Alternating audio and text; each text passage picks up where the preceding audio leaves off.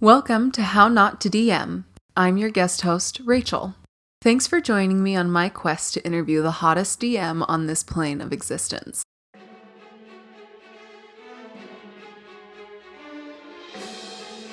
Seeds of Decay is a 5th edition adventure, player's guide, and bestiary from acclaimed fantasy artist and game designer Darryl T. Jones.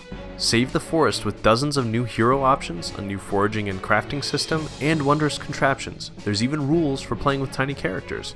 Seeds of Decay is a must-have supplement for your current campaign, or can be used as a standalone setting. Coming to Kickstarter January 11th, 2022. Sign up to be notified at seedsofdecay.com.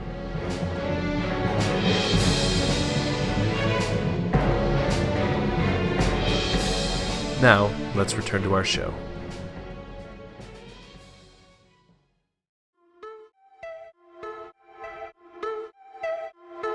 This show's guest is Derrick. He is the host of the How Not to DM podcast. By day, he's a mild-mannered, bearded business intelligence engineer and devoted husband and father. By night, he runs this podcast and DMs for our group of family and friends.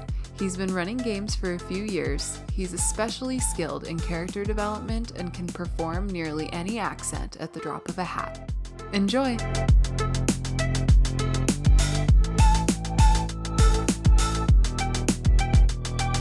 Hello everybody, I'm Derrick. I just turned 30 years old this year. That was very strange. I have a wonderful wife, I have a wonderful child, and I'm a huge nerd. Got into D&D. Rachel and I were just chatting about this week. I think it was the tail end of 2018, coming into 2019, as I recall. And I got invited by some of my work friends to just join up on a game. They were doing a Curse of Strahd game. I think I showed up for 3 sessions before the game dissolved. Not really anyone's fault. It's just kind of how it is. But I got the bug, I got the bug and I wanted to participate and I wanted to keep playing. So we started playing at work.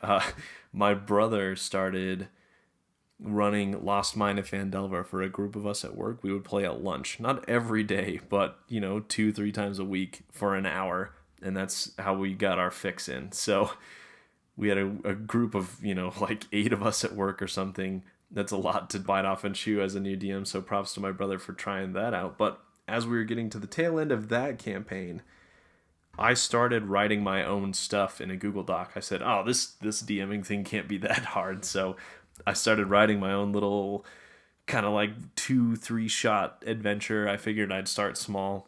And after we finished The Lost Mine, I said, all right, I'll take over, and said, all right, now you all go to this city to the south, and there's this cult, and there's all this stuff happening. And so the first encounter they had was with this crazy dwarf who was supposed to be the leader of the cult.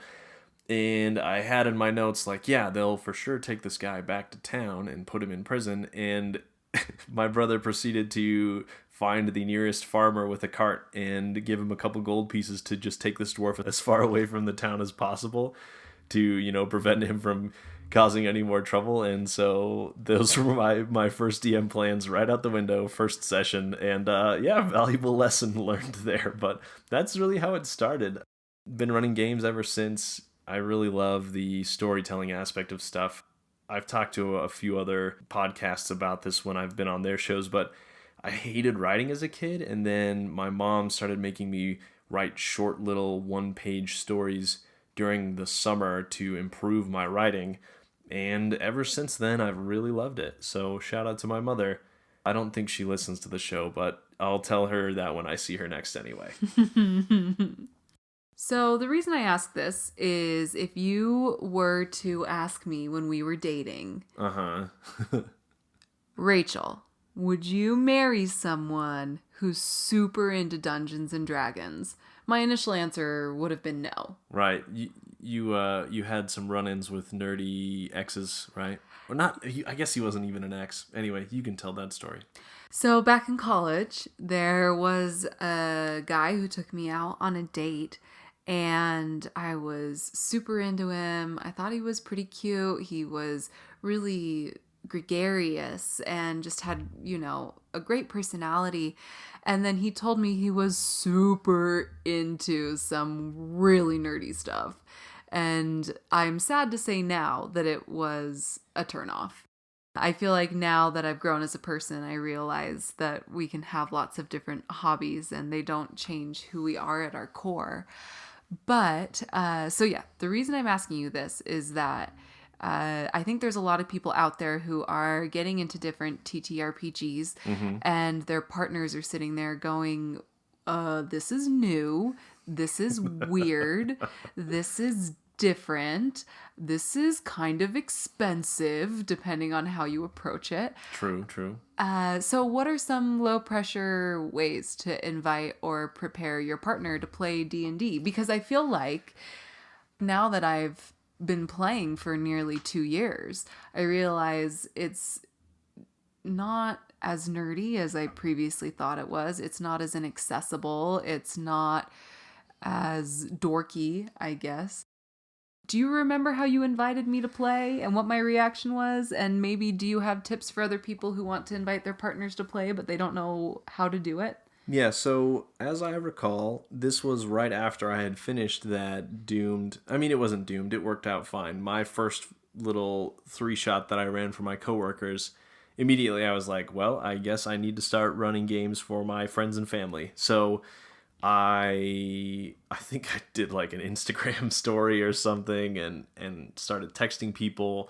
And I found a few people who were interested. One of my old college roommates, my brother, again, who I'd been playing with, my other brother, and, so we had a group going. And basically, I think I just like point blank asked you, hey, look, I've got people who want to play. And this was before we had a kid or anything, right? So it's not like there was other stuff that you could say you had to do during that time. So it was just kind of like, hey, do you want to play? And I remember, you weren't hesitant, but I think you were just, you hadn't seen it, right? You didn't know what it was, and so you were just kind of like a tentative, sure, I'll try it and see what happens. But I think that's kind of how I framed it. My roommate's wife was also going to play. And so it was just kind of like, well, if she's coming, then you should play too. And that way, you and her both have someone to laugh with if it goes terribly wrong. Okay, I'm remembering that now. So my advice, I guess, for people who are trying to invite their partners to join in, the way I did it wasn't a bad way, I don't think. And I think because I was really excited about it, and you could tell you probably were like, yeah, I'll go along with it and just see what happens.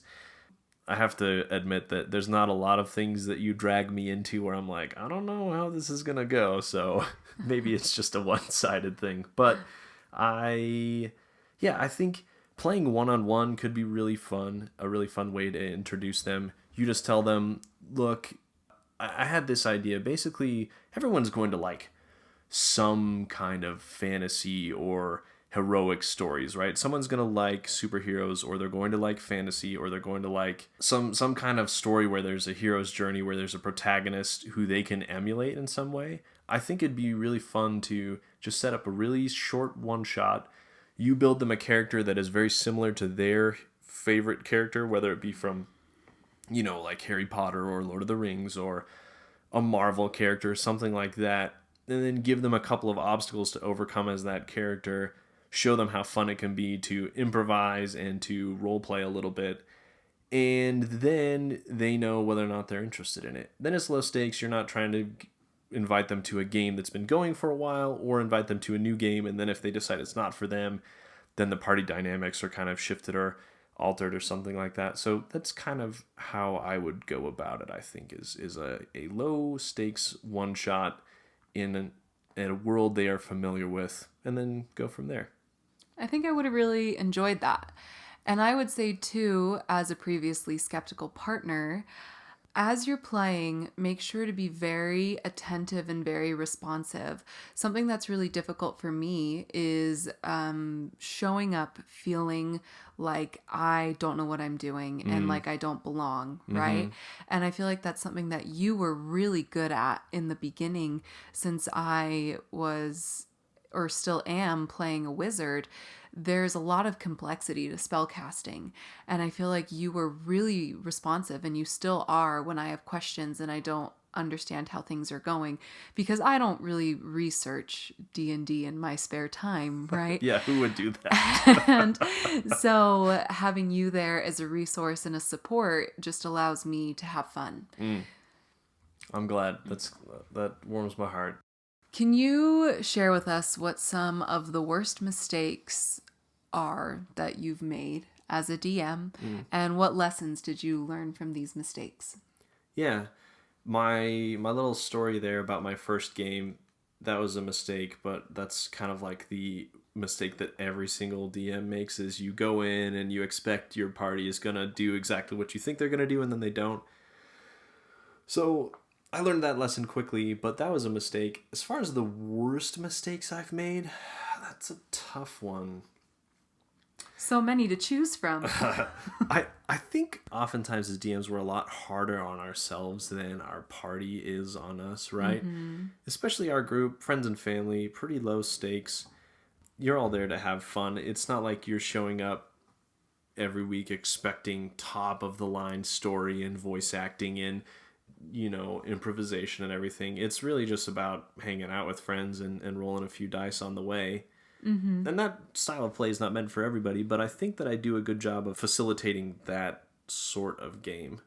One thing that I've done recently, or that I've noticed recently, is designing encounters and combats and stuff that don't necessarily have elements that all of you can interact with equally. And what I mean by that is, this is some advice I've seen circulating recently, and I really love it, and I'm going to try to use it as much as possible, but that is, each encounter you should have stuff for all of the different players to do. With a party of 5, it can be a little tricky, but I try to put certain things within combat or whatever that gives each of you a chance to shine. People that are far away for your ranged characters, stuff to hide behind for rogues, big bad things for the barbarian to go smash. Try to give everybody a little something to interact with and parts to shine. But it can be tricky, and so that's one thing that I feel like I've been doing poorly that I could improve. Another thing, I don't take very good notes. And as a DM that flies by the seat of his pants a lot of the time, if I don't take notes about the stuff I told you last session, and then I start saying something the next session and it's contradictory to what I said the last session, one of you always remembers and corrects me, and it's really on me for not having taken good enough notes. So that's another thing that I think is one of my big mistakes, is not taking good notes and tracking the things that I tell you, because that would be a lot easier for me and you. The last one you're going to dislike, but it is what it is. I think I have given you all too many magical items and abilities. And that's just part of it being kind of my first long game I've really run. And also that it's fun to homebrew cool abilities and items and stuff. And I'd want to reward you for, engaging with the story and the world I'm creating. But I think that if I were to do it again, I would be a bit more stingy with those things, just because, number one, I think they'll mean more that way, and number two, I don't have to keep throwing monsters at you that are far above the challenge rating, quote unquote, that you should be meeting for me to properly challenge you every session. So yeah, those are some of my small regrets. Another thing that I think that I didn't do well from the very beginning is making sure that all of you had really good ideas about backstory and where you wanted your character to develop. But I think that's partly because we used the pre-generated characters from the Lost Mine of Phandelver. Each of you picked a character, and the character sheets that they generate for those kind of pre-written modules all have backstories, but they are contained to that module specifically. So all of your backstories had something to do with just that area, little things here and there, and then once we were done with that, I began to homebrew, but we didn't talk about, okay, now what are you going to do? Now what are you trying to accomplish? And I just kind of threw you out into the ocean. And that was still fun, and you guys loved that part of it. But also it wasn't super heavy on like your character's development. And I think I've really turned a corner on that within the last few months. So, yeah. That's interesting. And that was an interesting point, too, about the magical items, because I feel like if there's anything our party fights over, it's magical items. And I'm not just talking like clever table teasing banter. Like, there have been a few moments where it does feel a bit contentious because one person gets a magical item and another doesn't. So that's an interesting thing to recognize, that maybe these items are making things more difficult for everybody. Maybe, yeah. I think when I run another game, I'm going to, from the get-go, establish that each of you are going to get a number of items, and maybe one specific item that's meant for your character that'll be obvious. Then those expectations are set from the get-go. So on the topic of our party, I want to know the funniest way or your favorite way or the most substantial way that our group has ever wrecked one of your plans. Yeah, there are quite a few, and I plan less and less, like I said, as the months go on.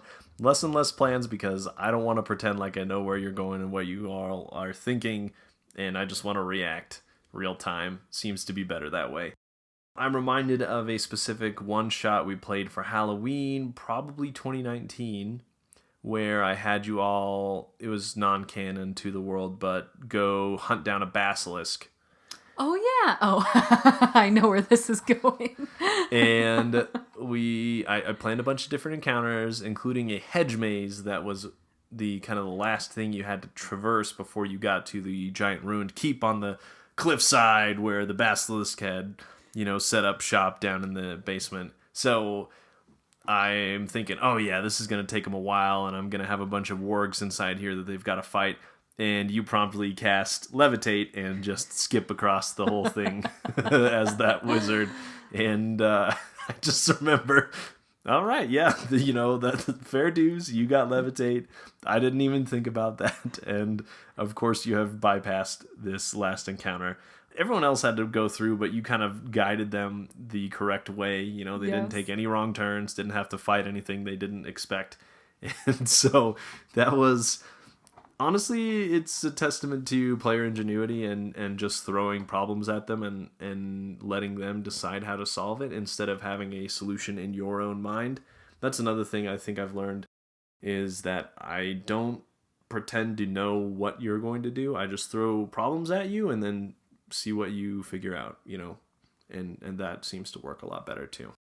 For sure. I will say that over the years, I've noticed that your games have become a lot more flexible.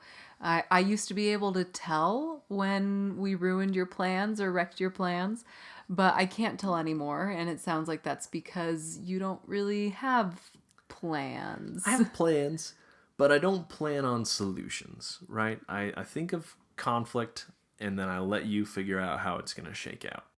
I think that's great. So tell me, what is your favorite memory of improvisation from your games? And what are some lessons that other DMs could take away from this favorite memory?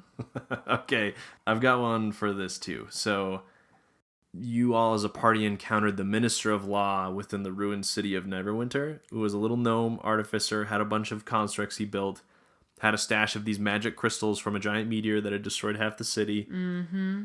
And my game is heavily influenced by the Dungeon Dudes, by the way. I can't take credit for that storyline, but you should check their show out if you have a chance. Anyway, because he's the Minister of Law, even though he was insane, I wanted to use this sort of law theme as part of a fun way to improv. And so basically, I didn't have this planned at all, but I decided at spur of the moment, as you were trying to convince him to leave this ruined part of the city and go back to safety, that he would go into judge mode and you would have to present a case. And so I had him sit down this book like it was his little desk in front of him, and he banged on it and he started referring to each of you as lawyers and counsel, and expecting you to follow the protocols of court of law. And then the other members of the party, he started treating as the jury. And so it was like this 10-minute improvised court session where you argued in front of him as the judge and convinced him by way of the jury having a unanimous vote that he should join you and leave the dangerous part of the city. So he was crazy and it was easy to convince him, but it was just kind of spur of the moment, and he had a really goofy voice, and it was just fun to like force everyone to pretend to be lawyers for a little bit. And that was totally unplanned, but also I feel like that's one of the moments where I've laughed the hardest while DMing. I remember that. We all took it so seriously during the improv. And then as soon as that moment of improv closed, we were laughing so hard, like nearly to tears. And the thing, too, that I think is fun about that is great improv is fun for the DM for sure. It's also fun for the players, right? And that's just what I think back to that was leaving that moment going, wow, I spend one night a week with such good friends, such cool people, doing really funny things. Right. In what universe do you pretend to have a court session to convince a crazy gnome to leave their city? Yeah, it was insane, but awesome. So while we're on that topic, I'm going to spring a question on you. I'm ready. What is the coolest thing I've ever done while playing D&D? I mean, that's probably recently. Recently, you were, as a party, pursuing an armada of 12 ships under the big bad evil guy's control that were headed west to a different continent with a load of these magic crystals that he's intending to use in some ritual. And so you pursued them in a lone ship with your good friend, Ramsey Redcap, the pirate captain, and you all hatch a plan to attack 12 ships with just this one ship, which hinges upon your spell, which is Control Water? Control Water, yeah. And so I'm gearing up for maybe 2 or 3 of these ships to peel off from the armada, circle back, and attack you, and for it to be a pretty tough fight to deal with 2 or 3 different ships attacking your one ship at one time. But instead, you get close enough to create a giant whirlpool and suck down 11 of these 12 ships into the whirlpool and just totally destroy them without having to engage at all. One ship escapes, 2 of them circle back and try to attack, but the rest of them are just at the bottom of the sea, totally destroyed, basically matchsticks because of this one spell. Everyone else helped a little bit, but I feel like that spell really just... Again, I did not plan for how you might solve this problem. I just knew how I might react as you were trying to attack them. But instead it goes a totally different direction. You sink my battleship. 11 of your battleships, actually. And so another great example of ingenuity, and also how you are all very powerful and I am not prepared for it. I should also add that we did a lot of math that evening. And a lot of math. And it really attests to the importance of the Pythagorean theorem, actually. I'm kidding, but we did use the Pythagorean theorem that night to figure out just how many ships we could suck into our giant whirlpool. Yeah, we had to figure out if the whirlpool was 100 feet by 100 feet, what was the actual... Anyway, yeah, good times. Stay in school. If you want to be good at D&D. Okay, next question here. I don't know how relevant this will be to many of your players, but we experienced a big life change since you started playing D&D, right? We had a baby just a little over a year ago, and he is super fun. He gets a C- in sleeping, but other than that, he's really great. So could you maybe, for any of your listeners who are maybe expecting children or maybe anticipating a big life change that might involve some caretaking, what advice do you have for them, or just tell them how having a baby changed your D&D play? So it's been interesting just Saturday while we were playing, he was not sleeping, and so for about a quarter of the game, I was holding a squirming toddler in my arm while trying to run a game. Actually kind of fun to sit there and try to describe you scrying on a lieutenant of the big bad evil guy who's, in the bottom of this volcano with a bunch of, arcane books and doing a bunch of spell work while holding a child. So, a challenge that I had not previously taken, but it was pretty fun. But in all seriousness, when you have a kid, your life changes a lot, and you have to be prepared to give up a lot of what you had as free time before to commit to them. But I think as a DM, it's meant that I have to be more flexible, as he is a terrible sleeper. It just so happens that while we are playing, he is supposed to be sleeping, and he does that 80 to 90% of the time.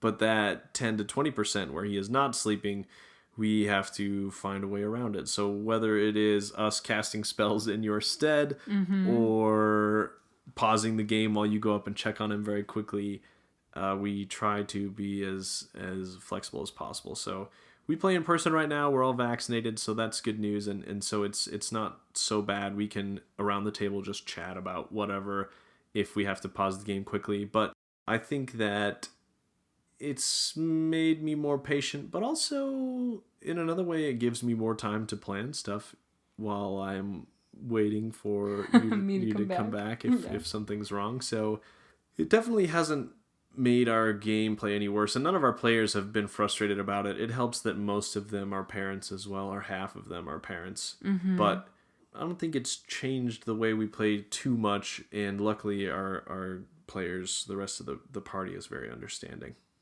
And I think that just goes to, what is widely applicable from this is that your players are flawed humans, right? And approaching your party with as much flexibility as can be supplied, while also making sure that the game is safe and enjoyable and fun for everyone.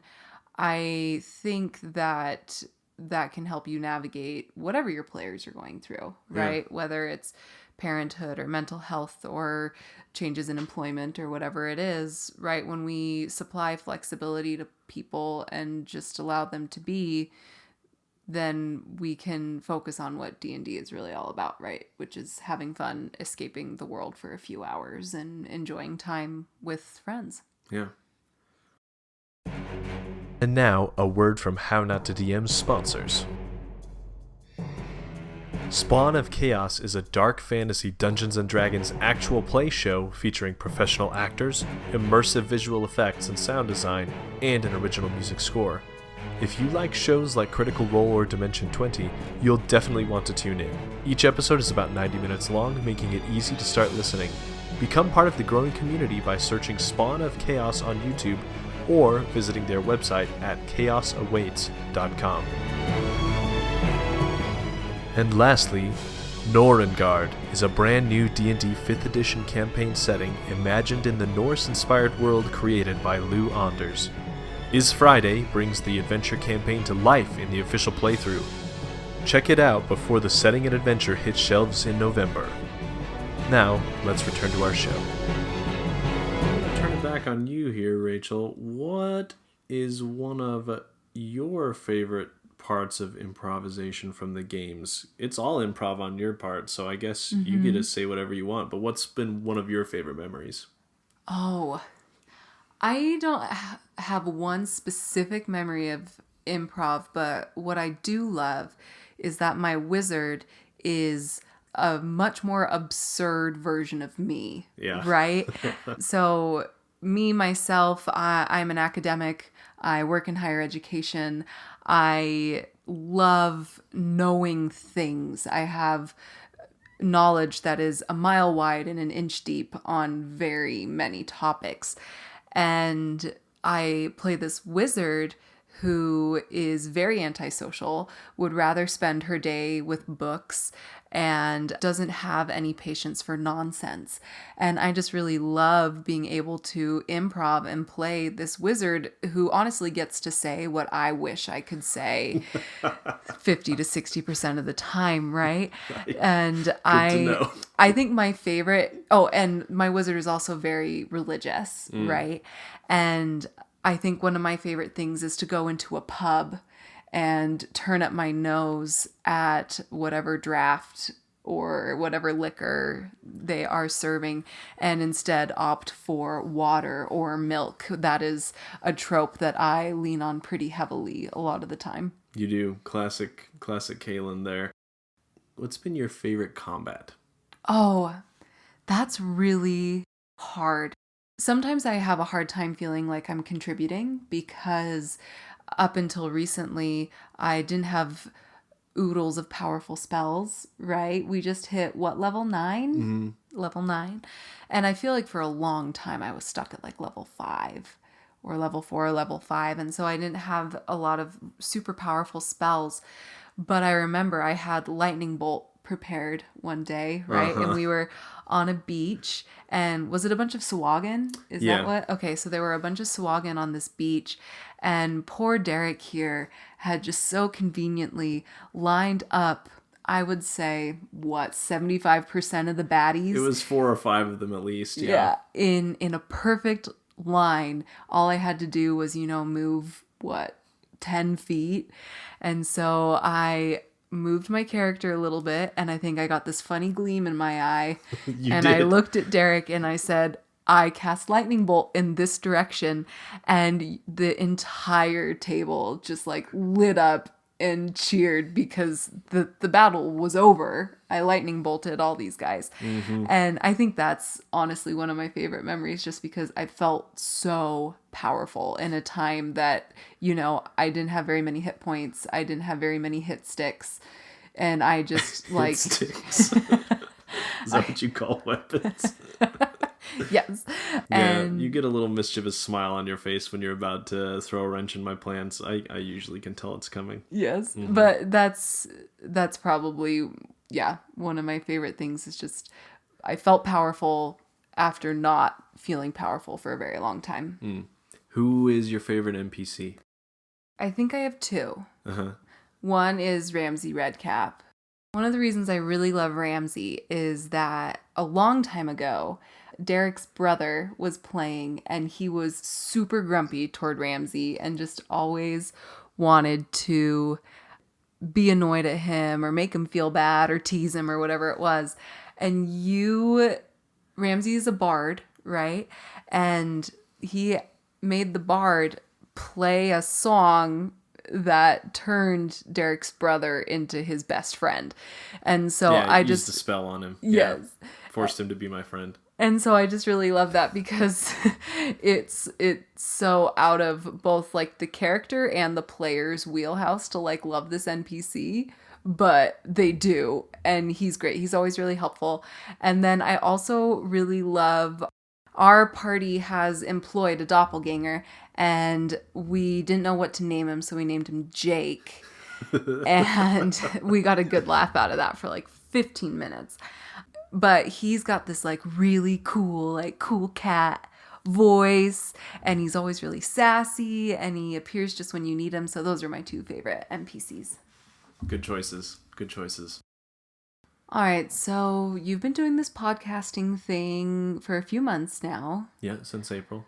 And I feel like podcasting is just such an accessible way to have a platform to get your voice out there, right? Literally. In a way. So what experiences do you feel like you've had, both like educationally, professionally, and hobbies, that prepared you to run a Dungeon Master interview podcast? And then what tips do you have for people who think they want to start podcasting themselves? Oh boy. All right. 2-pronged question here. Number 1, I have since found that there are tons of them out there, but as I was listening to actual play shows, I really wanted to pick the brains of the DMs I was listening to. And I've gotten to actually, so that's a funny byproduct of running my own show, is that I have actually been able to interview a handful of the DMs that I love and love their work, which has been really cool. But yeah, I would listen to these actual play shows. I'd listen to their styles, the way they would tell stories, run certain things of combat, run certain NPCs. And I would get lots of ideas of how to implement those ideas in my own games. But also I would notice little subtle things they would do and say. And I would wonder to myself if those were conscious choices, how they decided on those choices, what the reasoning was behind the way they did things.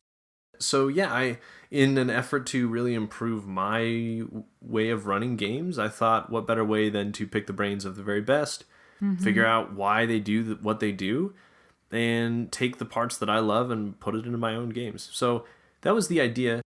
In my past, in college, I actually wrote for the university's newspaper for a while, and I really liked that part. I was doing feature writing, so it was just stories about different people in the community, interesting stuff they were doing.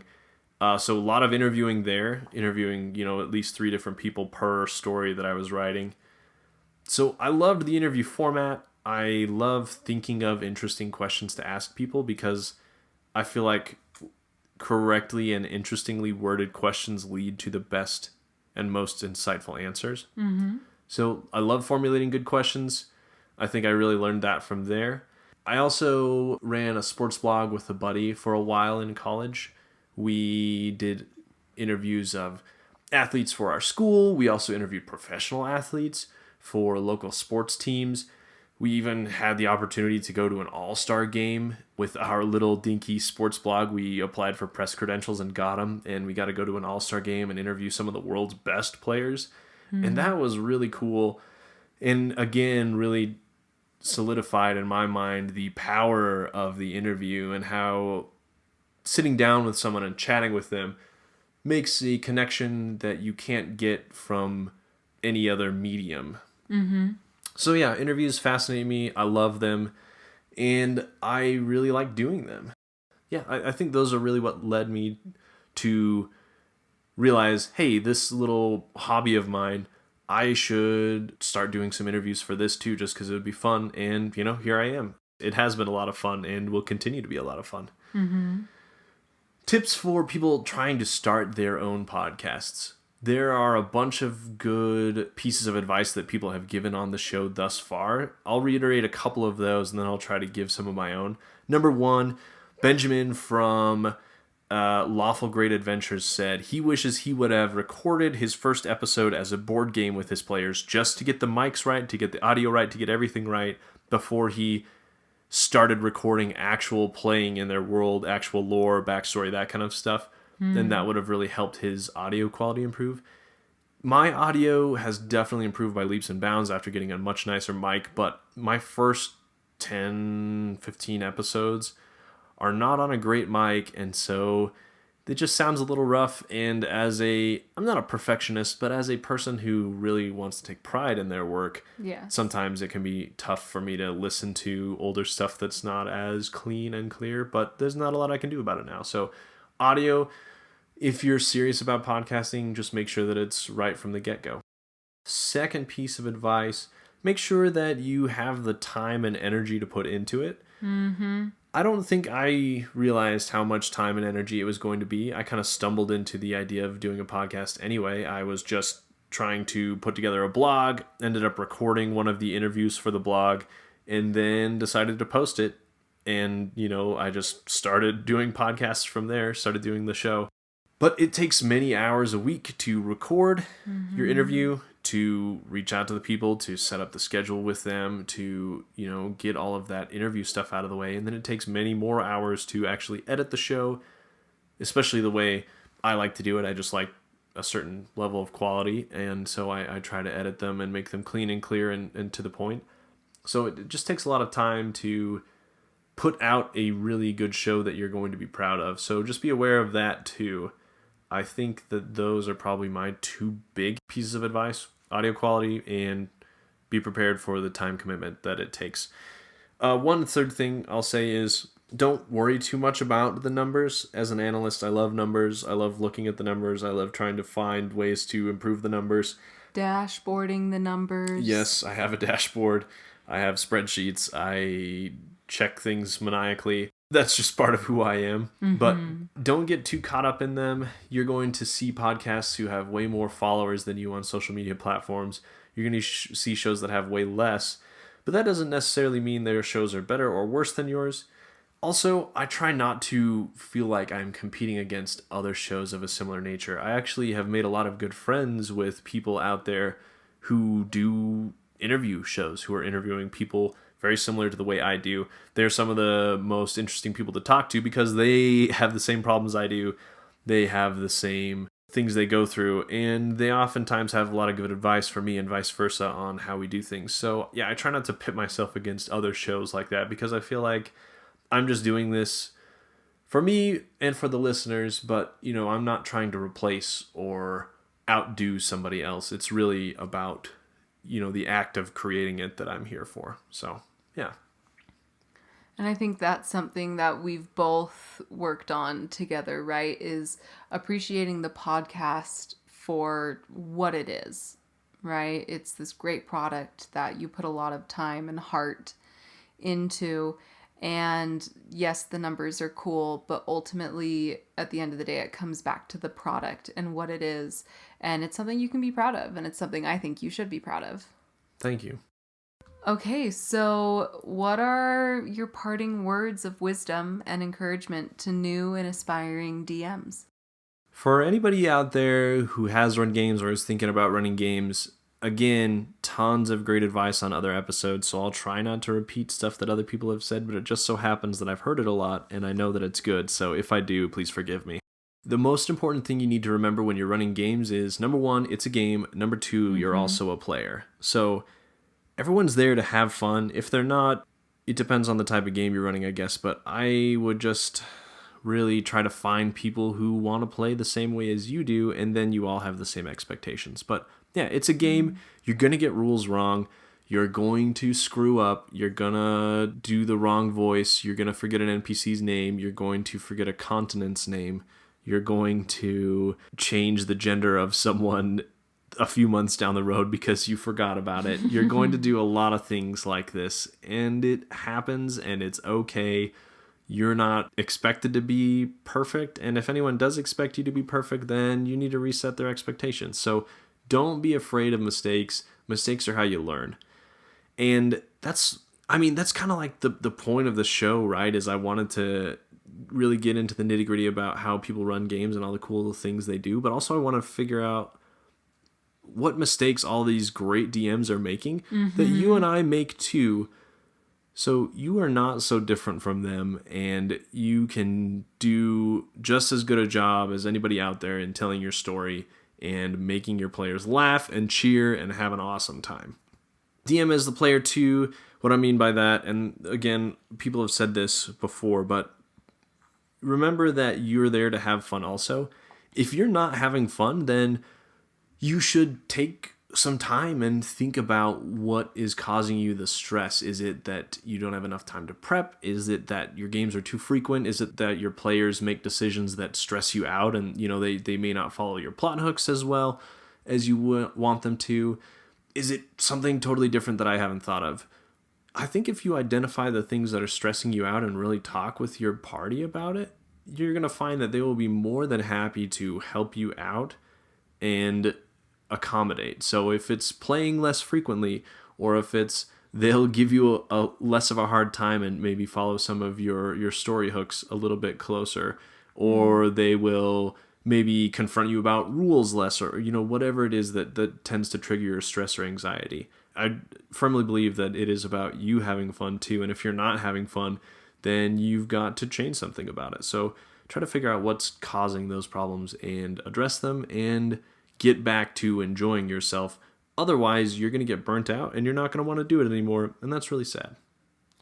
Agreed. And I think too, earlier we talked a little bit about flexibility and giving grace, honestly, to the people at your table. And I think what you said goes right back to that. The people around your table are human, and everyone should have a good experience. It's not just, you dad creating a great experience for the players, the kids, right? Like, you're all equals. You're all players. And by asking for that grace or that support from your table, you can really have a better experience as a DM. For sure. Yeah, so focus on having fun. Focus on your players having fun. And if you're stressed out, figure out why and fix it. So, could you share with your listeners some things you're currently working on, your recent guest appearances, and what's upcoming for the How Not to DM podcast? Yeah, I've had 3 guest appearances recently, which have been a ton of fun. The first one was with Raw and Order D&D. That's a podcast all about the rules of the game and how you might interpret them. And that was with Joe and Anna. They're 2 real-life lawyers, and so they decided to make a show where they talk about the rules of D&D and how you might rule them at your own table. So that was a ton of fun. We talked about the rules of Magic. The second one was with my friends at 2 Weeks, One Shot. They do a one-shot podcast split into 3 to 4 episodes, usually a piece, each in a different new system.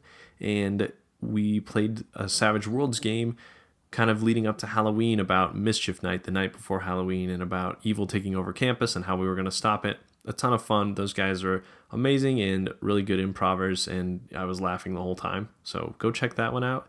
And then my third appearance was with my friend Fiona from the What Am I Rolling podcast and the DM's Book Club. I got asked to be on the DM's Book Club with her, and we chatted about our favorite horror monsters. Again, sticking with the Halloween theme, but we each picked 6 monsters that were really spooky and scary and talked about how we might use them in encounters with our own players. So a really good listen there too. So if you are interested, go ahead and go check those out. I'll put links to each of those in my episode notes if you are interested. You may have noticed in the show notes that this is the season 1 finale. This is my last episode I'm doing for 2021. I'll be starting back up early 2022 to bring you some more awesome interviews.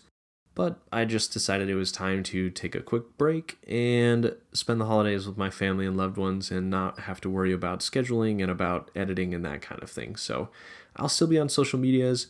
I still have some other guest appearances potentially planned, so be on the lookout for me to promote those. And I'll still be active on social media. I'll also be in my Discord server, so if you have any questions or you just want to say hi, make sure to find me there. I want to thank each of you for listening to the show, for your support, for sharing it with your friends, with your family, for leaving me reviews, and in general for just being awesome people and friends. So thanks so much for supporting me and for enjoying what I've been putting together thus far. It's been a lot of fun. I've learned so much. I've talked to some amazing people. I've met some amazing people from the TTRPG community. And so it really has been an amazing year for me personally and for this show that I've created. I hope each of you know, though, that this show would be nothing without you, the listeners, making it what it is today. So thank you from the bottom of my heart. Really appreciate it. And I am really excited to see what next year and season 2 brings. So stay tuned. And with that, goodbye, all you beautiful people. Thank you for letting me be your guest host.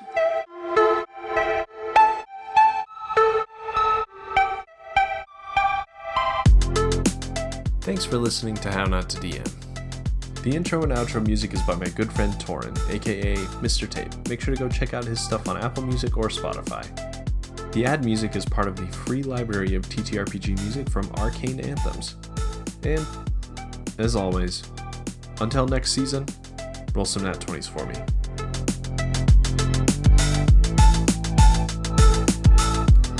So, dear. Uh-huh.